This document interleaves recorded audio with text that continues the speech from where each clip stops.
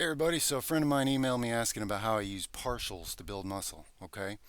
He was asking like how many sets or how much of a workout to allocate to partials and some other cool questions. It's a real good topic because I've had great success using partials to build muscle when I focus on muscle building rather than weightlifting. And these are very different stages for me. I don't combine training for like a max lift or a personal best with muscle building training. I find I do much better to focus on one at a time. And it's like taking a right step and then a left step.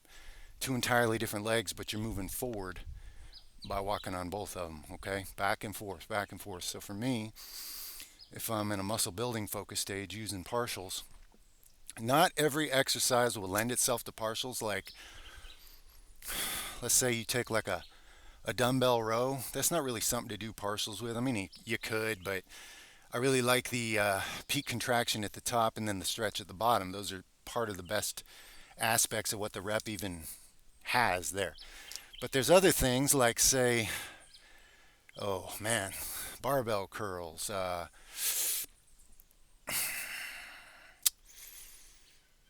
guillotine press, rack pulls, okay? Things that lend themselves really well to partials. Like a barbell curl, why even do the top? You're just resting. Yeah, you'll be able to kind of you'll be able to kind of get more reps, but that's not the point. If we're trying to build muscle, let's just build muscle. Keep it keep the pressure on the muscle, okay? Time under tension and real tension, higher tension. If I'm doing a guillotine press, I close my eyes, I get a wide grip, I push inward on the bar. I don't even use a lot of weight because it's about intensity on the muscle fibers, not about numbers on weight. So now I got it in this range where I'm starting to lift it up and down. Now if I go up past a certain point, I feel pressure coming off the chest fibers. So I just don't do that. I may be doing reps that are like 6 inches or something. It doesn't matter to me.